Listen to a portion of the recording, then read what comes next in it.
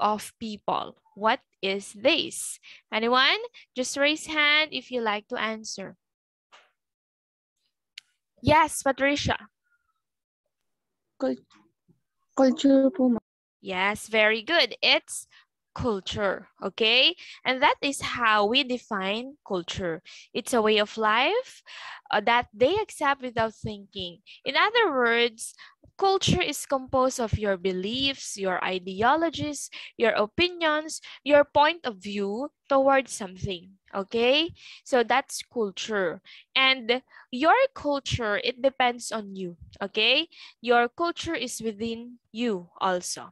And this culture, even though you like it or not, you will accept it as what mentioned here, without thinking. So it's natural.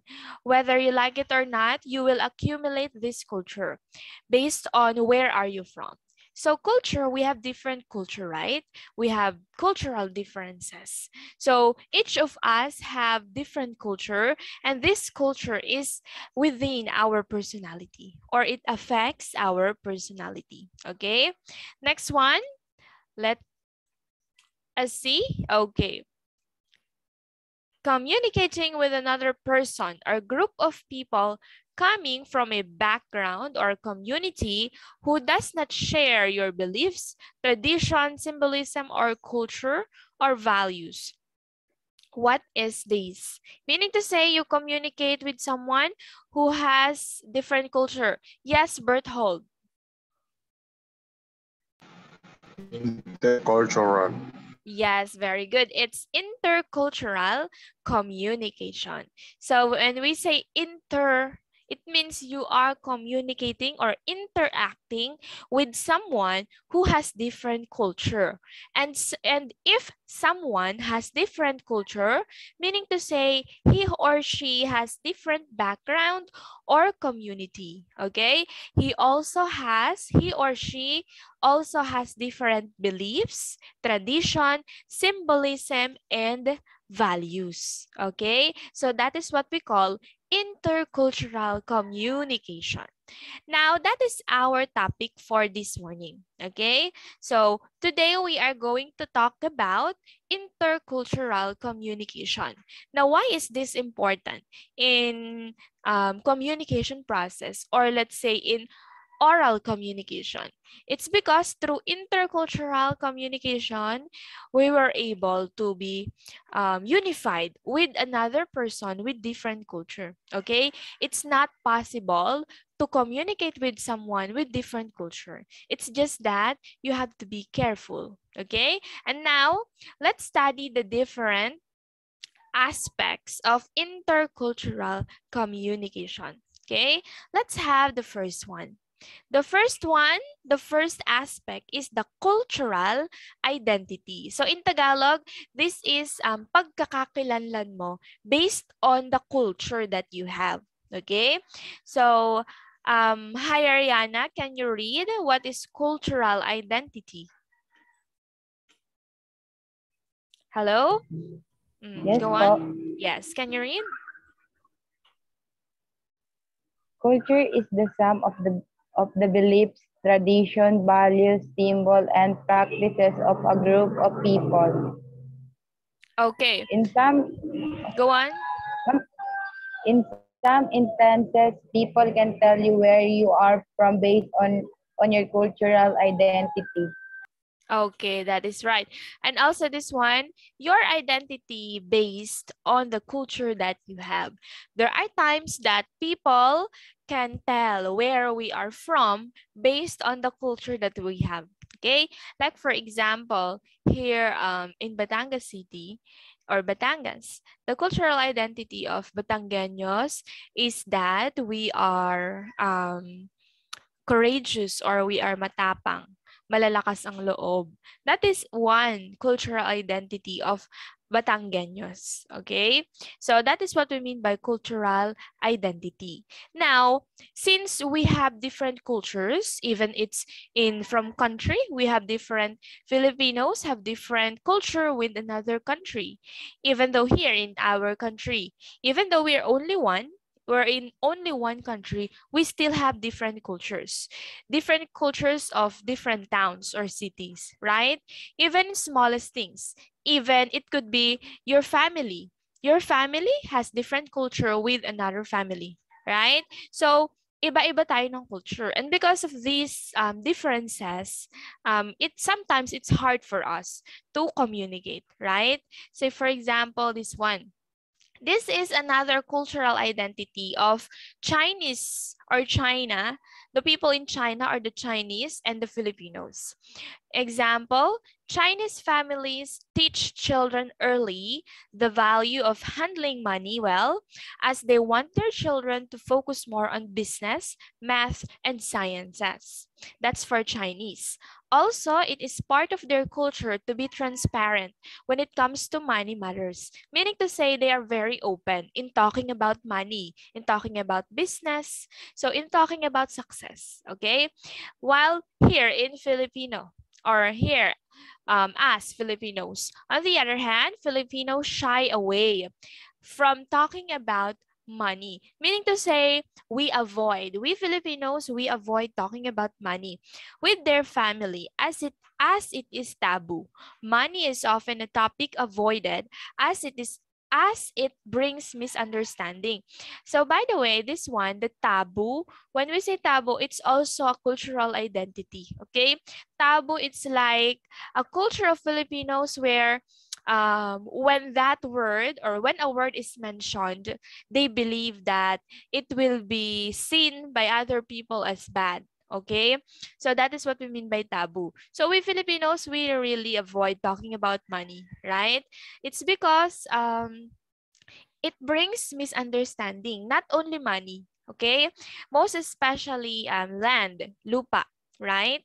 So most of us or our families, we usually had misunderstanding because of land or lupa or sa mga mana, pagkakahati-hati ng lupa, di ba?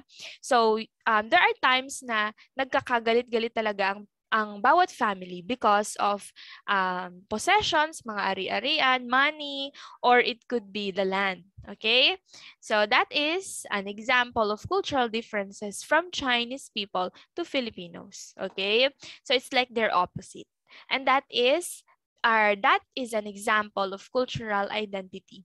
Okay, next aspect, let's move on. Next one is the gender role. Okay, so based from the word gender, so when we say gender, it only means two words. So we have male and female only, right?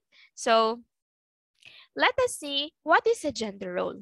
Okay, so when we say gender role, it is how male or female were expected to act, speak, dress, groom, and conduct themselves based upon their assigned sex. Okay, so gender role, it is the expected role of the society based on the gender that we have.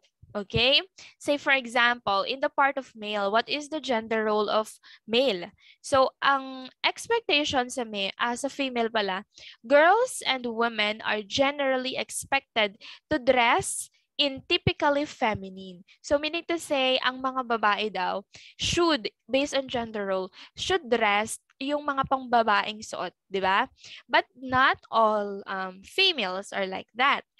There are females that they like to wear clothes that they want. It could be a boyish style or a more feminine. So it's up to us, right? But based on gender role, we dress typically feminine and polite and accommodating and nurturing. So in other words, tayo yung mahinhin, more on how do you no no no not impulsive, soft, okay? And also we female, we are expected that we are more expressive compared to male, right? So that is the role, meaning to say our role is dictated or expected based on what gender we have. Okay, next one, men When it comes to men are generally expected to be strong, aggressive, and bold. Okay? So all in all, when we say gender role, so ang male, they can do heavy things, heavy works. Female, they can only in the house, doing household chores, doing light works, unlike man. But in not all cases are like this, right? There are cases that women or female are more strong compared to men in some instances. Okay, like for example, leadership, or in some jobs, not just heavy works or light works. Okay, and then there are also some girls that or female that they doesn't just dress on more feminine. So may mga girls na style or the way they want to express their themselves is through their wearing clothes, like for example wearing just t-shirts, big t-shirts, or shorts. So it doesn't mean na he or she is not female. Okay, it's just that how she wants to express herself. And then also to the sad side of the male, so some male, as you can notice, some of them, they are not the typical boy type. So merong mga lalaki talaga, deep in their heart, they are really male. Kaya lang yung actions niya hindi nagtutugma dun sa role niya, right? So even though the male acts as female, or his friends are female, or hindi siya ganon ang actions niya compared to other male, we should not judge him based on just how he acts. Okay, there are males na even though they act like that, they are still male deep in their heart. They still like women, or they still can love women or female. Okay, so that is gender role. Okay, next one, the third aspect. The third one is the age identity. So ito naman yung pagkakakilanlan natin based on our age. Okay? Let's have this one. Age identity refers not only to their biological age. So yung biological age, yun talaga yung natural age natin. Okay?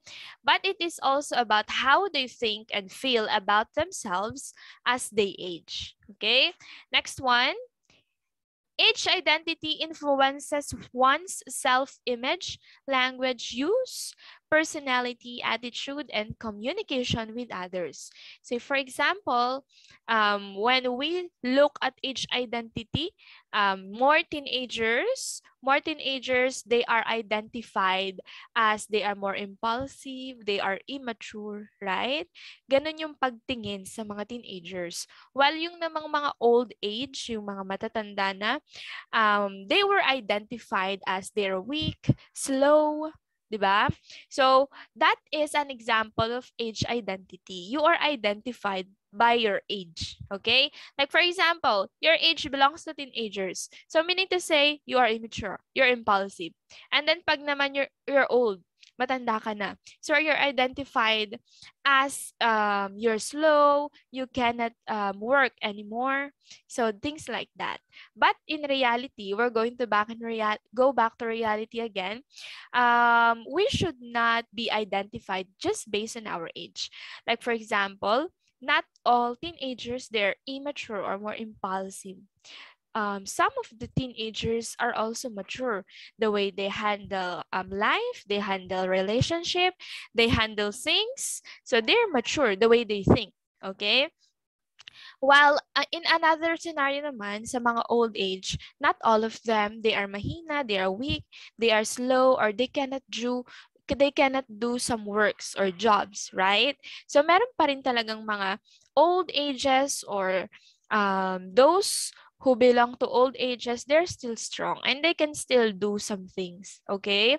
So that is age identity. That is the third aspect of intercultural communication. Next one. Okay, last one. The social status. Okay? So ito namang social status, estado mo sa buhay. Okay, this is also an aspect in intercultural communication. So based on the culture that we have, we also have different point of views, or we have different ways in determining the social status of a person. Okay, so some of us, we determine the social status of a person based on the income.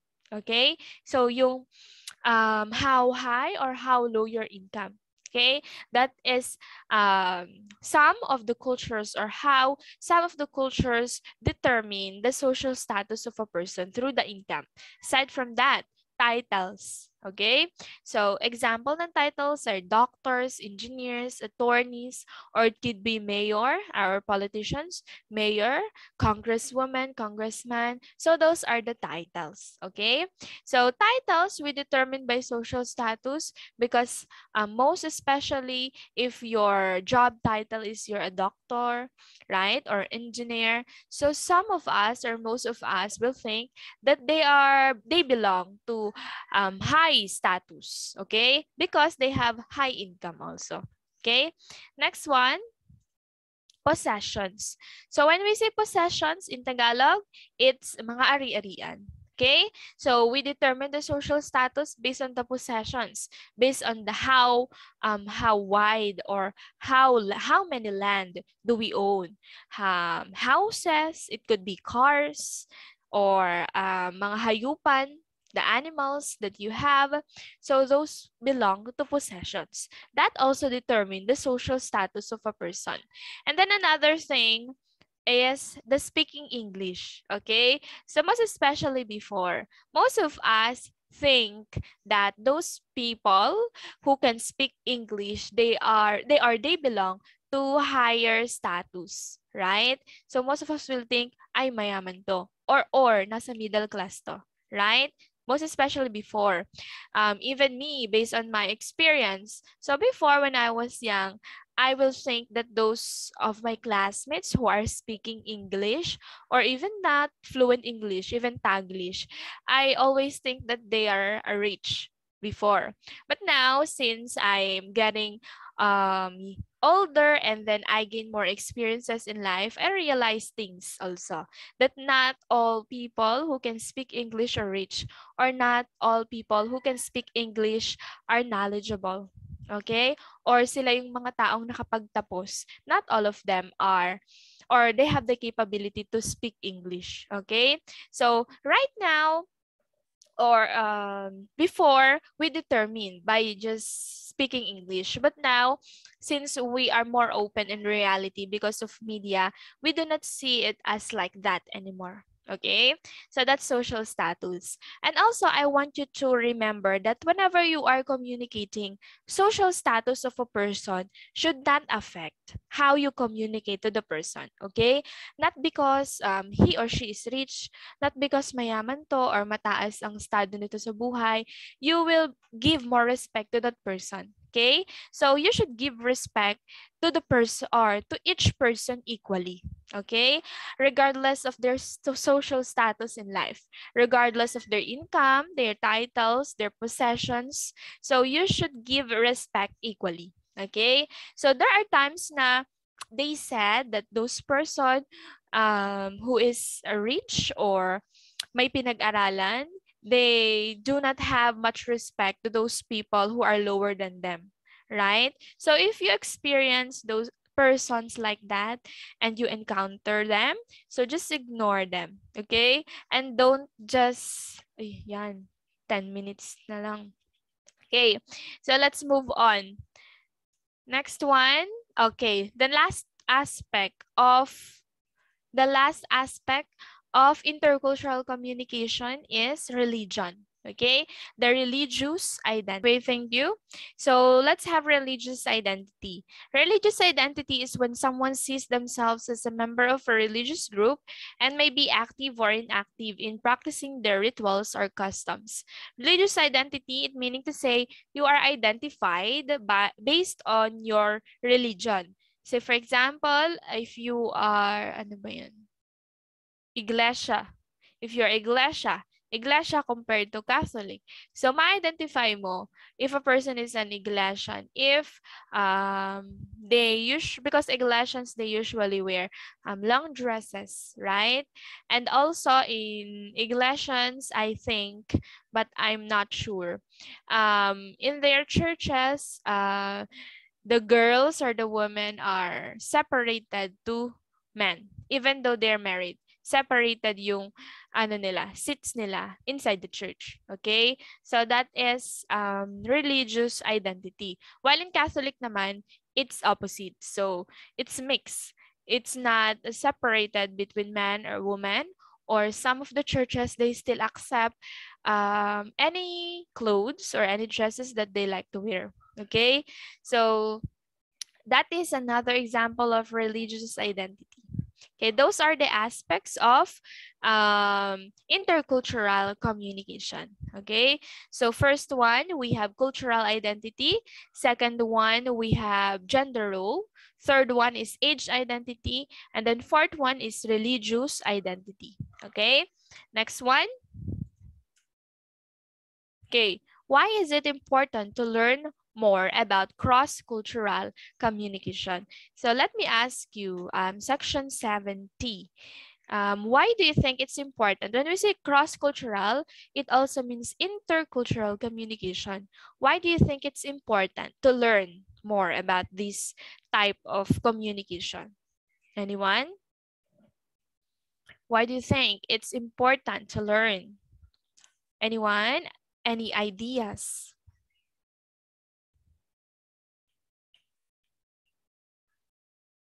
Anyone? Why is it important to learn more? Yes, Berthold. I think to know more about the cross culture is to know about the people or the society having a different opinion and different beliefs for you to know how to handle. Okay, that is right, Berthold. Okay, so I have a question, Berthold. How do you pronounce your surname? Hello, My Berthold. surname is Chochet. Oh, chat. Okay. So thank you, Berthold. That is right. So it is important for us to learn more about cross-cultural communication in order for us to avoid misinterpretation or miscommunication with someone who has another culture.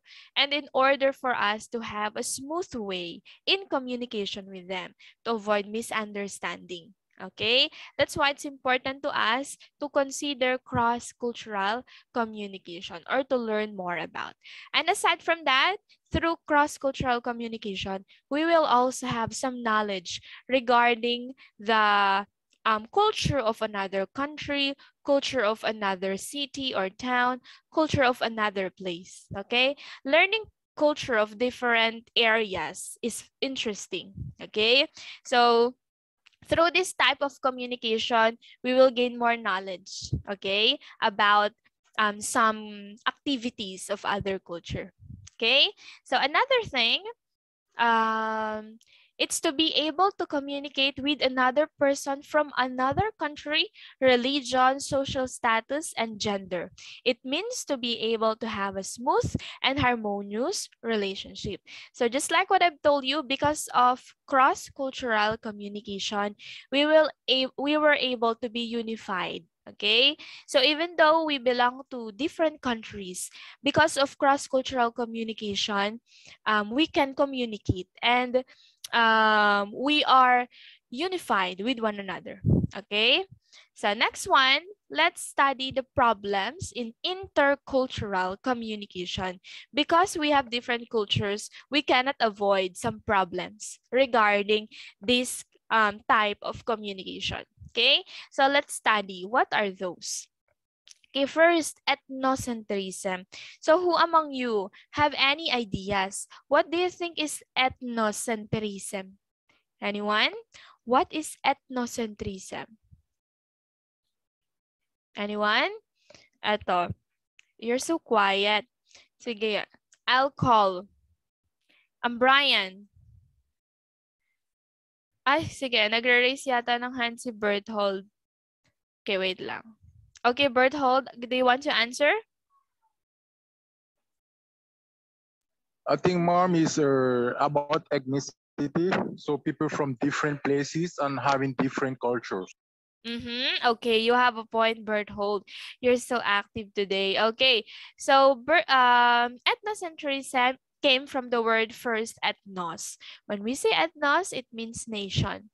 And then when we say centrism, it came from the word center. Okay, and then when we say ethnocentrism, it's ethnic bias. Okay, so bias meaning to say you are against someone and then you are more prone in this culture. Okay, or the culture that you have. Sorry for the spelling. It's ethnic. Okay, typographical error. Okay, ethnic bias. Okay, let's define more what is ethnocentrism. Okay, here. So, ethnocentrism, individual views the world from the perspective of his or her own group.